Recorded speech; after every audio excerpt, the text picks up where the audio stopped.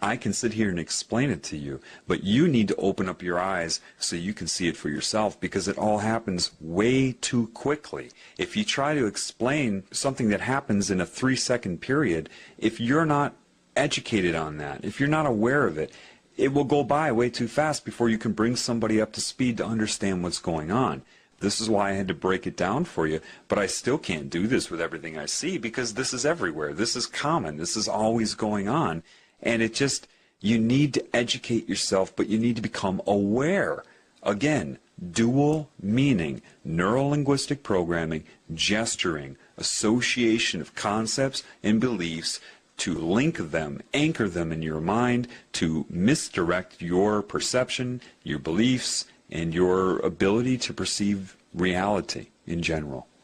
All right, Mr. Barrett, Sean Hannity here. Do you really believe that 9/11 was an inside job? Okay, Sean Hannity. I never watched Fox News before, but within seconds of seeing this guy, you can just see that he is a snake. At least he is currently conducting himself as such. Now, this is pretty basic what he's doing. He's not giving eye contact. He's pretending to be bored with the guy's very presence. And this is a way to discredit him that way, as if he's just some sort of gnat and not even worth considering, and that's why he's purposely looking down and acting bored when he talks to him. Secondly, he uses the word believe. Do you really believe? To believe is not to know, and that's why he's stressing that. And again, you're going to start to see extreme manipulation from this Mr. Hannity. All right, Mr. Barrett, Sean Hannity here. Do you really believe that 9/11 was an inside job, not just 9/11, but Madrid and Bali and the Zakawi operation? Well, you know, actually... hang on a second. Okay. All right, so what he does is he tries to take control of this conversation right away. He insinuates something, and the professor was smart enough to catch what he was saying, and then when he tried to respond to that, he interrupts him to take control. Now, notice, and I'll point this out in a little bit, when he puts his hand up in the OK sign, you're about to learn what that really means and what they use it for. But for now, just understand that that's how they'll do it. They'll insult you while they speak and try to continue speaking before you can actually reply to it. And therefore it makes the professor look nuts. You know what I mean? Because if people don't catch this neuro-linguistic programming, if they don't catch the manipulation, you know, which is comprises the majority of the audience anyway, nevertheless, if they don't catch it, then he can do that. He can take those cheap shots, and when the professor tries to correct those, then he interrupts him, says, hey, hold on, you know, and then tries to make him look rude for interrupting and take control over him and disrupt his thinking at the same time. Well, you know, actually... hang on a second. Do you believe personally that these are inside jobs, yes or no? It's not quite that simple. Okay, believe personally, that's another way to plant that into your psyche, that it is just he that believes this, and then he uses the yes or no trap, because that is, again, misleading if you can't see that. The way he twisted around that question would not allow the professor to be able to give a yes or no answer, because he injected manipulation into the question itself. So, when the professor tries to say that, of course, then it puts him under pressure. The professor is smart enough to catch that, and it isn't that simple, and he understands. The professor knew, of course, what I'm telling you right now. However, time is ticking. He only has so much time on the air, and their job is to disrupt his thinking as much as possible and make as many hidden accusations as they can and as many subconscious embeds into how to perceive the professor as they can in the short amount of time that he's on the air, and that's their only job, is to discredit and disrupt. Okay? But he did catch it. Now he has to respond to that rather than being able to say anything that matters. And that's what they do. Another good person at this is Stephen Colbert. If you watch Stephen Colbert with any of his interviews, his whole job is to discredit and disrupt. That's what he does, and you keep it moving. It's very, very petty, but these are the people that you allow to run you, okay? So know that, and that's what's going on right here. Yes or no? It's not quite that simple. I do know, I don't believe, I know that 9/11 was an inside job. Professor Stephen Jones has found residue of thermate on the steel samples from the World Trade Center. We now know that it was taken down in a controlled demolition. All right, so you believe that the buildings came down in a controlled demolition? Okay, so the professor did a really good job of identifying his manipulation by saying, I don't believe, I know. And because he was starting to get through that, Hannity interrupts him and says, I don't have a lot of time. Well, wait a minute, you just asked him a question, and now he's able to break through your manipulation, and suddenly you don't have a lot of time for the very answer to the question that you just asked. The next thing you see, he asks him, what evidence does he have? And he interrupted him giving the evidence to ask him what evidence he has. Why? Of course, he's not interested in hearing the evidence or anybody else hearing it. He's interested in interrupting him and planting another embed into the psyche that what he happens to be saying right now is somehow not evidence. It's all misdirection of focus, redirection of focus, disrupting, interrupting, gaining control, and, you know, it's this very petty, they rely on these petty techniques. Now, at the end of this, he does something that a lot of you probably aren't aware of. He does a hand gesture. He takes both of his hands and he puts them up in front of his head and then pulls them down. And he pretends he's talking about the buildings falling down. What that is I don't know what they would term it. I'm just intuitive. I'm perceptive. I can see what they're doing. That's sorcery. Sorcery is just anything that is used to circumvent the conscious mind, to control the mind. That gesture is designed to take away his zest, his focus, his power. By bringing his hands down like that, he's trying to subconsciously take away the focus of the professor, take away his power. And that's exactly what he's doing, and that's what you're seeing, and I'll play that again for you. Inside job. Professor Stephen Jones has found residue of thermate on the steel samples from the World Trade Center. We now know that it was taken down in a controlled demolition. Right, so you believe that the buildings came down in a controlled demolition, right? Well, I don't believe it. I've looked at the evidence, you're right, the evidence is overwhelming. All right, the evidence is overwhelming to you because you're a conspiracy nut, but no, you know, actually, all of you, aside, I ask your viewers to take... Okay. Now, in this one, I'm sure you caught the obvious part, but you probably did not catch the neuro-linguistic programming. What exactly is neuro-linguistic programming?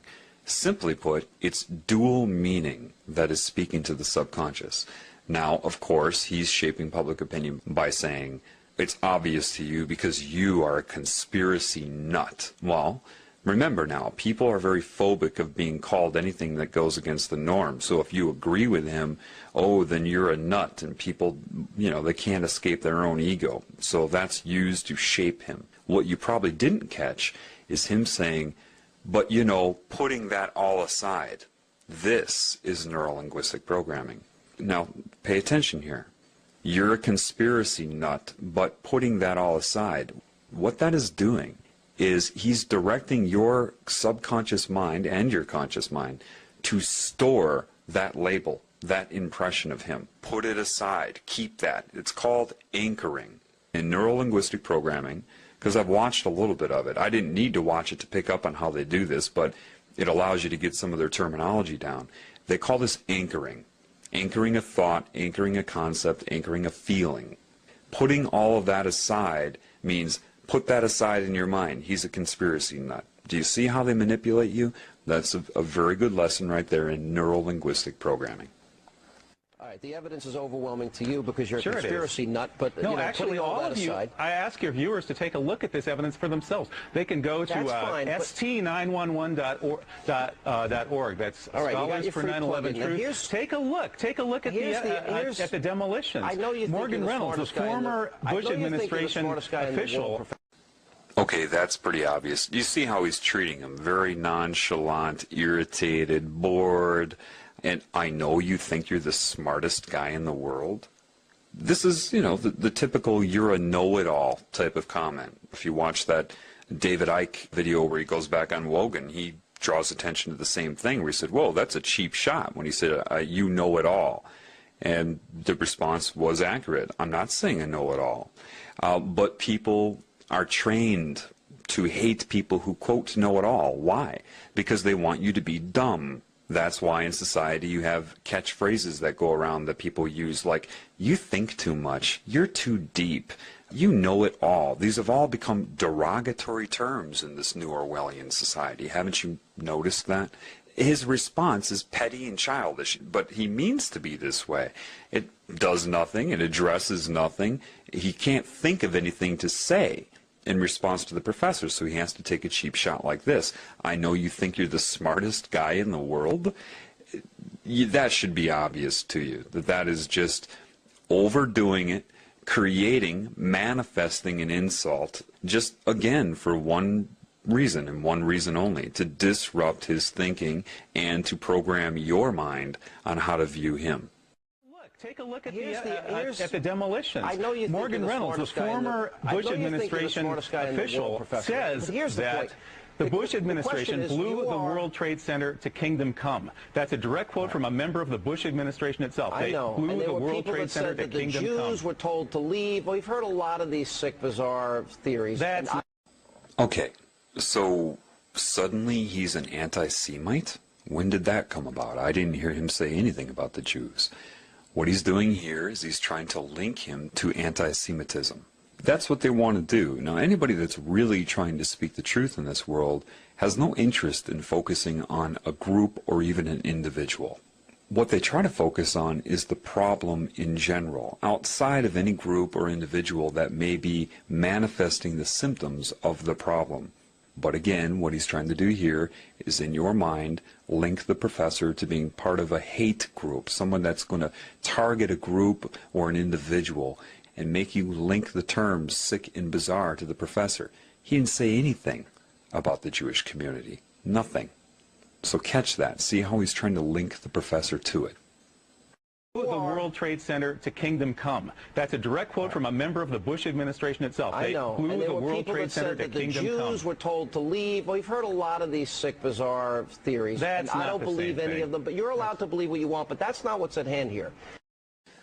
Okay, now another thing, just to make you aware, again, of just how much they're programming your mind.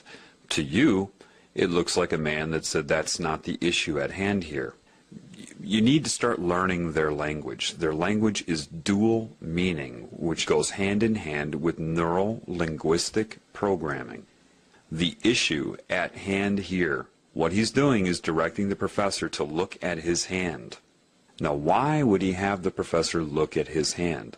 Well, if you look at his hand right now, you see it as what you've been told is the OK sign, right? Well, let's show you what it really means.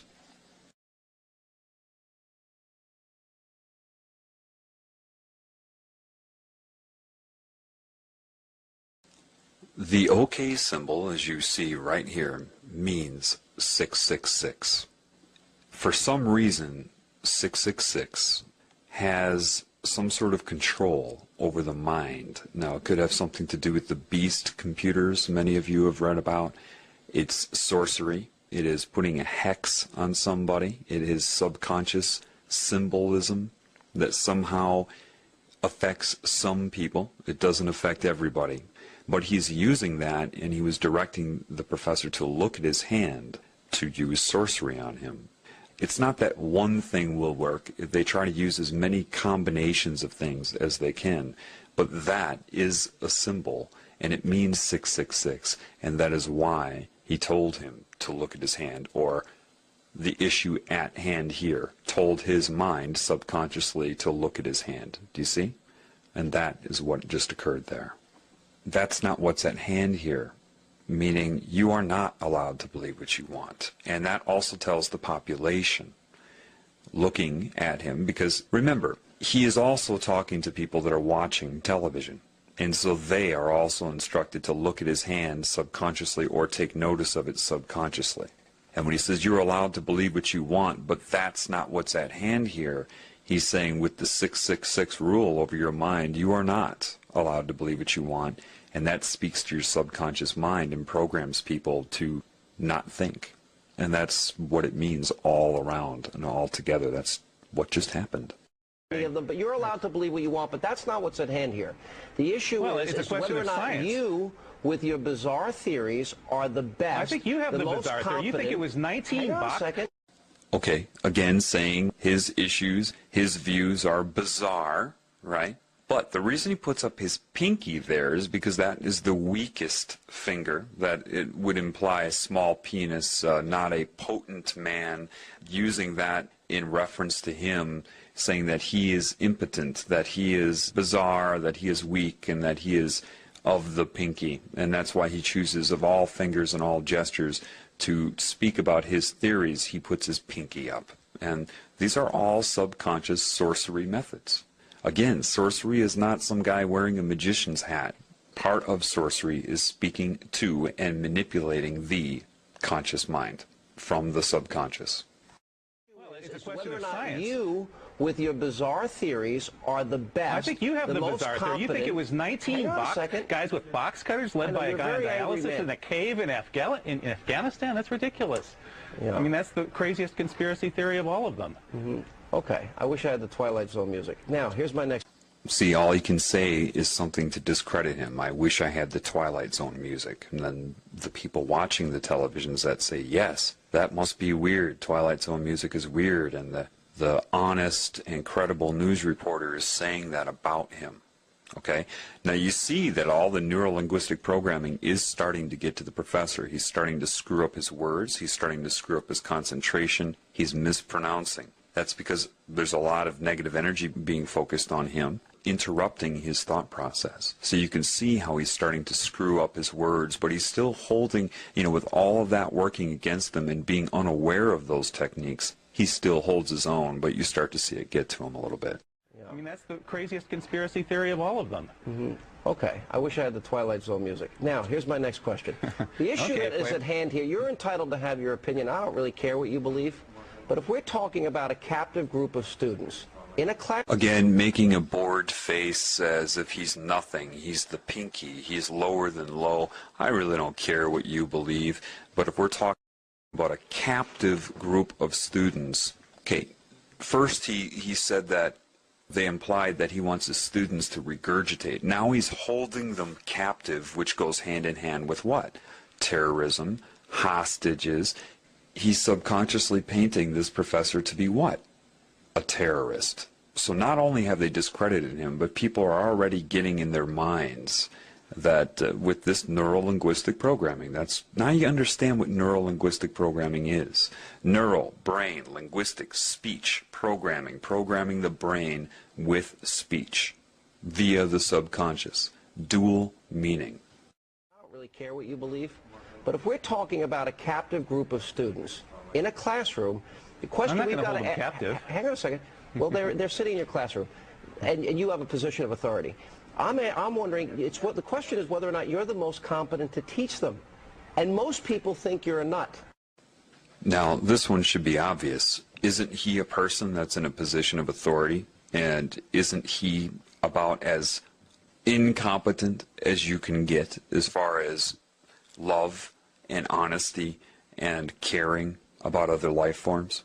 Yet he turns it around because people believe what they hear and what they read. So if he says it first, and that's a big part of this, is trying to say things first before somebody else can say something, then it seems like they will always be on the defensive. And that's the whole point, is to keep the professor on the defensive.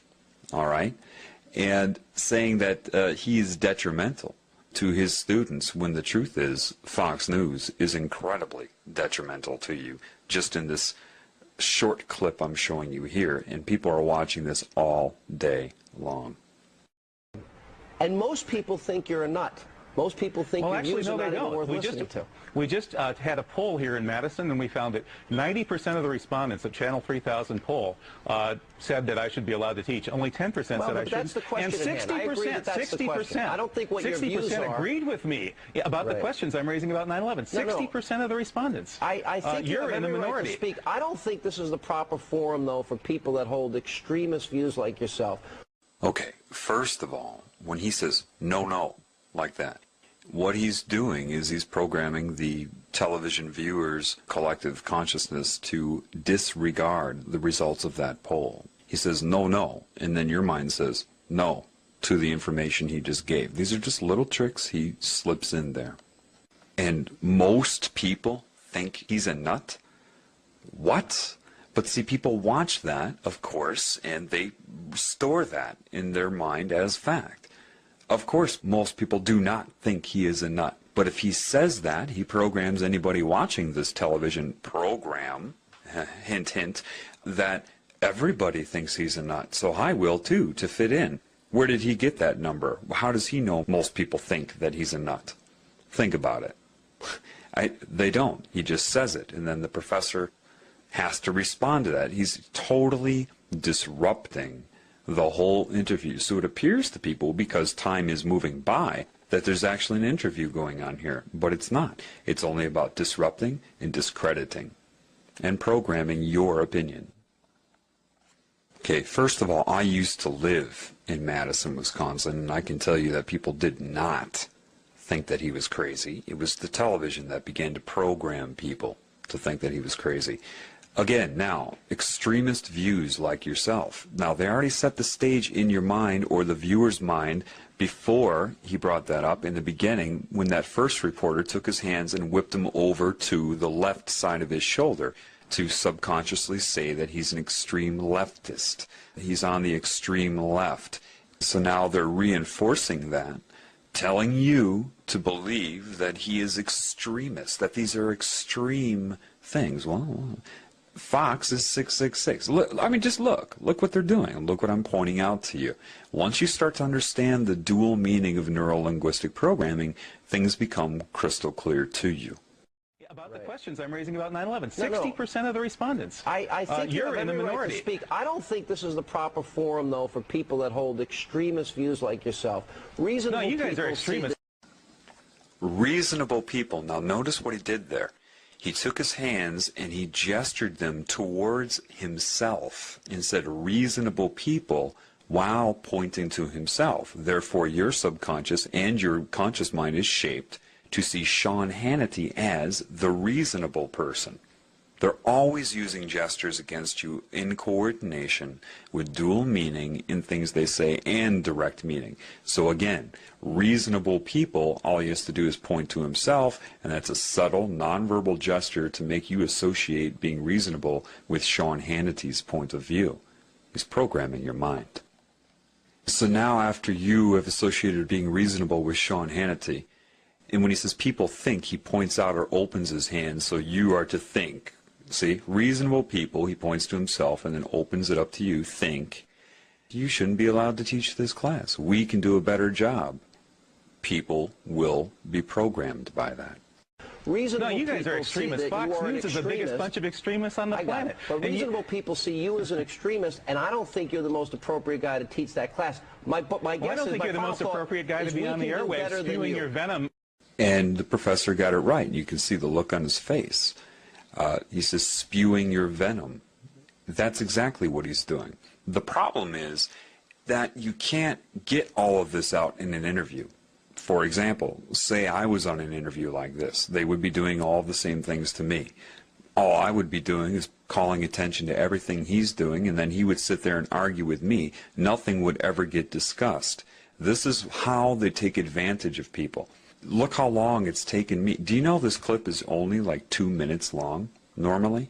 But just to describe 2 very short minutes of media to you, look how long this is taking. That's the problem. That's why I haven't done it before. I can sit here and explain it to you, but you need to open up your eyes so you can see it for yourself, because it all happens way too quickly. If you try to explain something that happens in a 3-second period, if you're not educated on that, if you're not aware of it, it will go by way too fast before you can bring somebody up to speed to understand what's going on. This is why I had to break it down for you, but I still can't do this with everything I see, because this is everywhere. This is common. This is always going on. And it just, you need to educate yourself, but you need to become aware. Again, dual meaning, neuro-linguistic programming, gesturing, association of concepts and beliefs, to link them, anchor them in your mind, to misdirect your perception, your beliefs, and your ability to perceive reality in general. Class, my guess I don't think you're the most appropriate guy to be on the airwaves spewing your venom That's my point. Throughout this country. I think you guys should be taken off the airwaves because you are the guys who are... We don't want to silence anybody. You teach and we'll do Hannity and Combs. Thank you, Professor. Coming up, we'll have a... We don't want to silence anybody. That's exactly what they have just done. Though you heard a lot of speaking going on, nothing was able to get out into the open. They completely took control of this poor man. And he's brave, okay, to get out there, lose his job, and to speak the truth. And they hound him like bees. They're using techniques that are hidden, that are sorcery. They're of sorcery in their nature. They're hypnotic. They're using negative energy, manipulative techniques, childish argument techniques. And so you've seen a lot of talking, but nothing got out into the open. And you see how nervous they made him. Why? Because he had to keep dealing with their techniques, and he couldn't express the truth.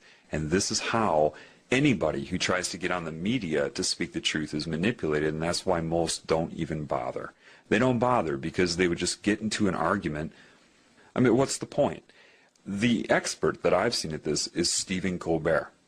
He was one of the biggest disinformation agents out there. He'll get somebody in for an interview and just completely distract, disrupt, discredit, and there is no interview. That's what I call Stephen Colbert's interviews. They're not interviews. They're Stephen Colbert using techniques to distract and discombobulate, basically. So this is why you don't get the truth in the media. Even if people do get a chance at airtime, they will be interrupted, misdirected, hypnotic suggestions to the audience that are watching it. You just can't. People that know the truth won't even try. They won't even try to go on the mainstream media, and people that do, it ends up like this. So until that is addressed, then nothing will ever be told on mainstream media. But what you can learn from this, don't watch TV. Okay? I hope this helps.